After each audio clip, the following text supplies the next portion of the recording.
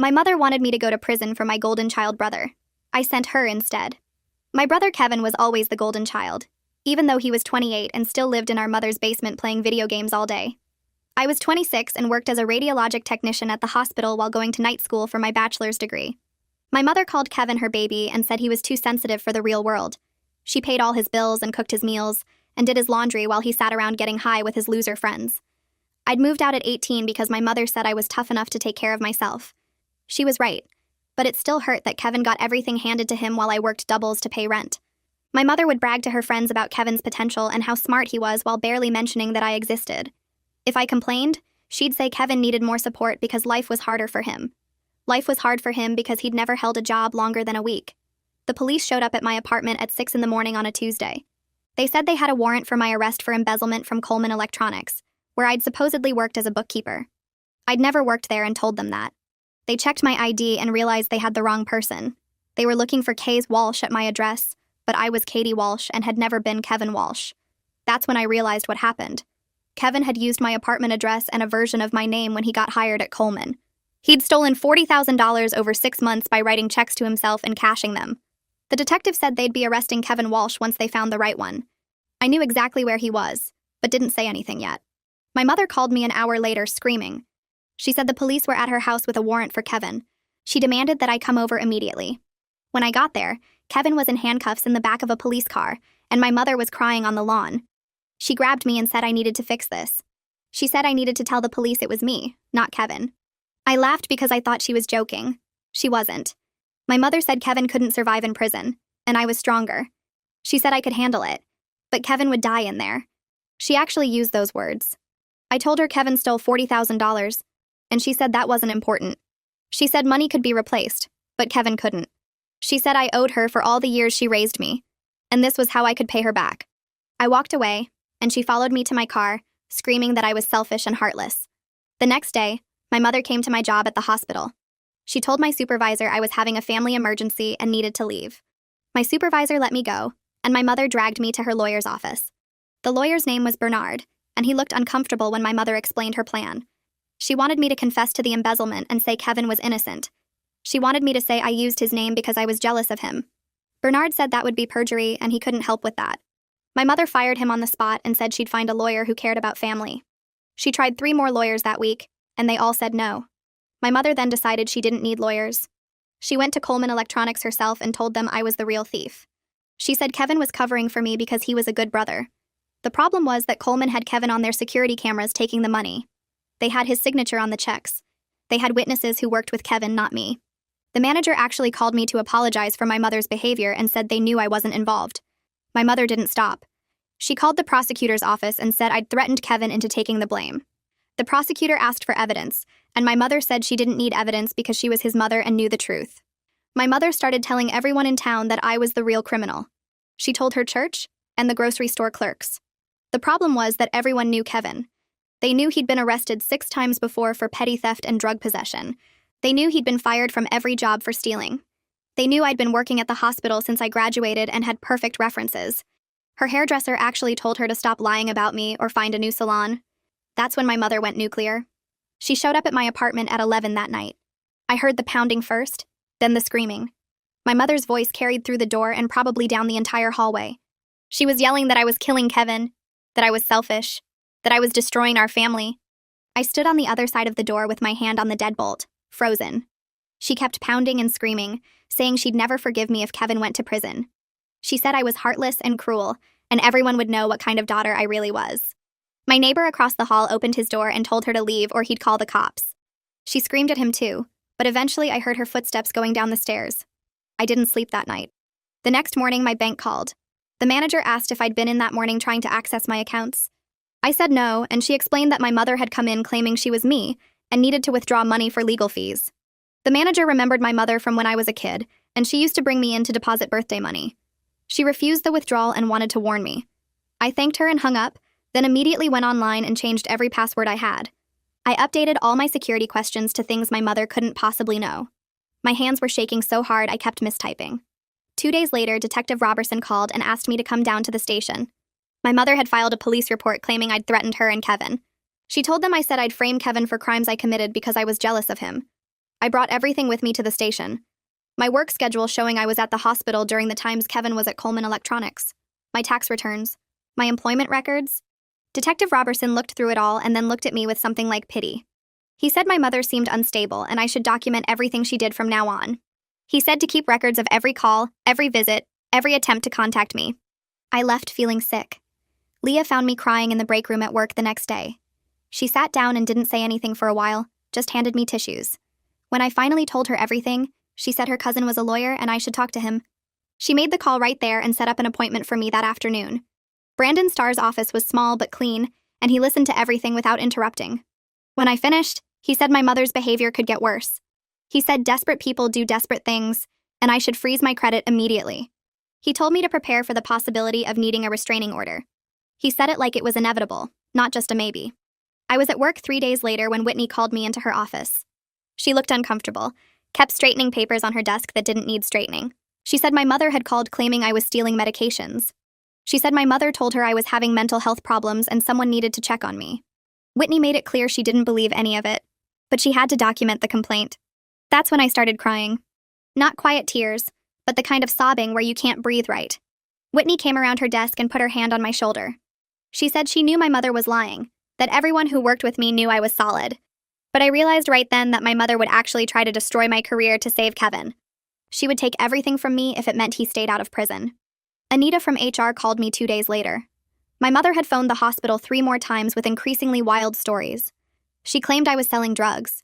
She said I was falsifying patient records. She said I was having an affair with a married doctor. None of it was true and none of it even made sense. But Anita said the hospital was considering a formal trespass warning. She asked if I was safe at home. I said yes because I lived alone, but I admitted I was scared of what my mother might do next. Anita connected me with the hospital's employee assistance program and gave me a number to call. I checked my email that night and found messages from 2 of my night school professors. Both said my mother had contacted them claiming I was having a breakdown and needed medical leave. Both sounded concerned and wanted to know if I was okay. I had to write back and explain that my mother was harassing me, that none of it was true, that I was sorry they got dragged into my family problems. It was humiliating. I called Brandon and told him about the professors. He said the pattern of interference was building a strong case for harassment charges if we needed to go that route. The next week, Detective Robertson called again. Kevin's public defender had reached out through him because my mother kept showing up at the defender's office. She was demanding he blame me instead of Kevin, insisting I was the real criminal. The defender told Detective Robertson that my mother was actually hurting Kevin's case because she wouldn't let him take a reasonable plea deal. He said Kevin had admitted everything privately, but my mother kept interfering. Detective Robertson said the defender seemed genuinely sorry about my situation. I thanked him and hung up, wondering if Kevin even knew what our mother was doing. My landlord called me at work. He sounded apologetic but said he needed to tell me that my mother had been calling him. She claimed I was subletting illegally and dealing drugs from my apartment. He said he knew it wasn't true, that I'd been a model tenant for 3 years. But he was documenting her calls in case things got worse. He called her clearly unwell, which was kind. I was just exhausted. Every day brought a new false accusation, a new person I had to explain things to, a new way my mother tried to destroy my life. Brandon helped me file for a restraining order the following Monday.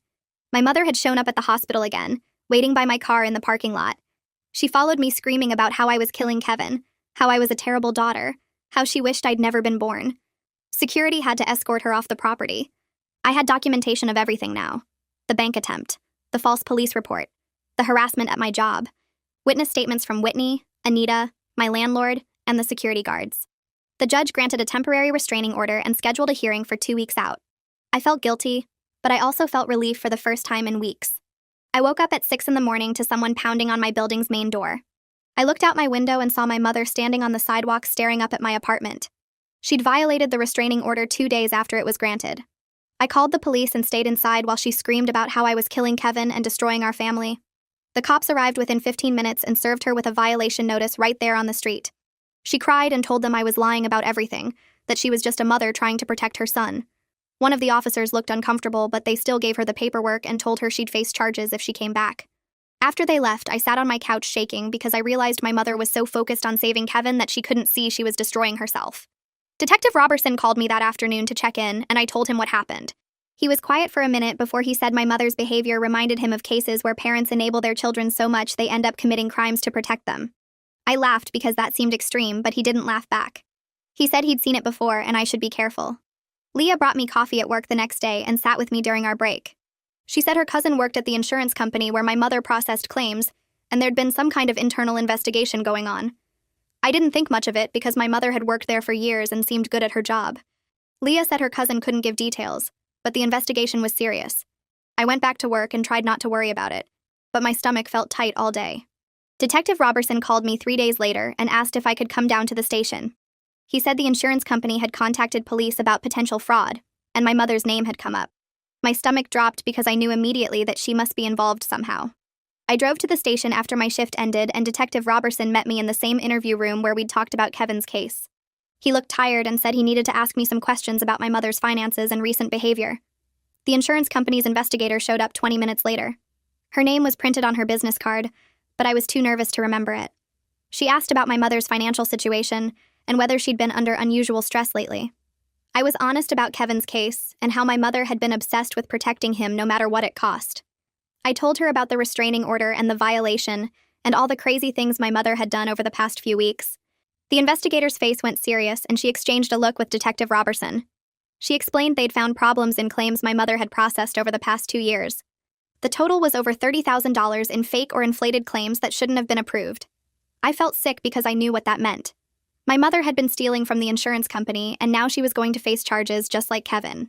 I met with Brandon the next day at his office because I didn't know what to do. I told him everything the investigator had said, and he listened without interrupting. When I finished, he asked if I wanted to protect my mother, or if I wanted to do the right thing. I said I didn't know because she was still my mother even after everything she'd done. Brandon pointed out that insurance fraud hurts real people who need their legitimate claims paid. He said while my mother was approving fake claims and taking money, real people were probably getting their claims denied because the company was losing money. That made me feel worse because I hadn't thought about it that way. The investigator had told Detective Robertson that my mother was part of a ring of people committing fraud. She'd been approving fake claims and splitting the money with the people who filed them. I felt sick knowing my mother had become a criminal just to fund Kevin's lifestyle and keep giving him money he didn't earn. Detective Robertson called me in for another interview a week later. This time he had printed emails and bank records spread across the table. He said my mother had been committing insurance fraud for almost 2 years, which meant it started long before Kevin got arrested for embezzlement. She'd been stealing money and giving it to Kevin to pay his debts and fund his drug habits. The investigation had found emails where my mother discussed doing whatever it takes to support Kevin and help him through his problems. I read some of the emails and they made me want to cry. My mother had written about how Kevin needed her and she'd do anything to protect him. She'd written about how I was strong enough to take care of myself, but Kevin wasn't. Detective Robertson said my mother's recent desperation to blame me for Kevin's crime wasn't just about that case. She'd been trying to hide her own crimes and probably panicked when Kevin got arrested because she knew investigators might start looking into her finances too. I had to make the hardest decision of my life over the next few days. Brandon explained that my testimony about my mother's recent behavior could help establish a pattern that would strengthen the case against her. But he said I didn't have to participate if I didn't want to. I could refuse to cooperate and let the investigators build their case without me. I thought about all the people whose legitimate insurance claims got denied while my mother funneled money to Kevin and his deadbeat friends. I thought about families who couldn't get their medical bills covered or their car accidents paid for because the insurance company was losing money to fraud. Brandon said the company had raised premiums for everyone to cover their losses, which meant regular people were paying more because of what my mother did. That's what made up my mind. I couldn't protect my mother when she'd hurt so many other people just to enable Kevin. I agreed to provide a statement about my mother's recent actions and her obsession with protecting Kevin no matter what it cost. The investigator came to Brandon's office so I'd feel more comfortable, and we spent 3 hours going through everything. I described how my mother had tried to get me to confess to Kevin's crime. I explained how she'd harassed me at work and called my professors and tried to destroy my reputation. And I talked about the restraining order and how she'd violated it 2 days later because she couldn't stop herself. During the interview, I broke down crying when I described how my mother had always chosen Kevin over me my entire life. I said she'd given him everything while making me work for scraps of her attention. Now she was going to prison because she couldn't stop enabling him even when it meant committing crimes herself. The investigator was kind, but she kept asking questions and taking notes. When we finished, I felt like I'd just betrayed my own mother, and I couldn't stop crying in Brandon's office for 20 minutes after the investigator left. My mother was arrested 2 weeks later for insurance fraud, embezzlement, and multiple restraining order violations. The news spread through our small town within hours because someone at the police station told someone at the grocery store, and it went from there. I got sympathetic looks when I went shopping that weekend, and people I barely knew came up to tell me they were sorry about my family situation. Kevin's public defender called me the day after my mother's arrest. He said Kevin was finally willing to take the plea deal the prosecutor had offered months ago. He sounded genuinely shaken when he told me Kevin hadn't realized our mother was committing crimes to support him. The defender said Kevin thought the money came from her salary and savings. Now Kevin understood the full scope of what had happened, and he wanted to take responsibility for his own actions instead of letting our mother sacrifice herself anymore. Kevin pleaded guilty to embezzlement at his hearing 2 weeks later. The judge sentenced him to 3 years probation with mandatory restitution payments to Coleman Electronics and required counseling for substance abuse. At the sentencing, Kevin actually turned to me in the courtroom and apologized in front of the judge and everyone else there. He said he'd let our mother enable him for too long and he was sorry for the role he played in destroying our family. He admitted he'd been a terrible brother, and he understood why I couldn't protect him anymore. I didn't forgive him right then because I was still too angry and hurt, but I appreciated that he was finally taking responsibility instead of hiding behind our mother and letting her fight his battles. The judge seemed surprised by Kevin's apology and said it showed genuine remorse. He told Kevin that accepting responsibility was the first step toward actually changing his life. My mother's trial happened 2 months later, and I sat in the back of the courtroom for the whole thing. The evidence against her was overwhelming because the insurance company had everything documented. They had the fake claims she'd approved with her supervisor code. They had bank records showing deposits that matched the amounts of fraudulent claims. They had emails between my mother and the people running the fraud ring where they discussed splitting money and covering their tracks. Her defense attorney argued she was driven by maternal instinct and made poor choices because she loved her son too much. But the prosecutor showed that the fraud started years ago and funded not just Kevin's basic needs but his drug habits and gambling debts. The prosecutor had records proving my mother gave Kevin thousands of dollars that he used to buy drugs and pay off dealers. Watching my mother sit at the defense table looking small and defeated, I felt grief for the mother I wished I'd had instead of anger at the one I got. She'd destroyed her own life trying to save Kevin, and now we were all paying the price for her choices. The jury found my mother guilty on all counts after just 3 hours of thinking about it. The judge set sentencing for 2 weeks later, and I marked the date on my calendar at work with a pen that shook in my hand.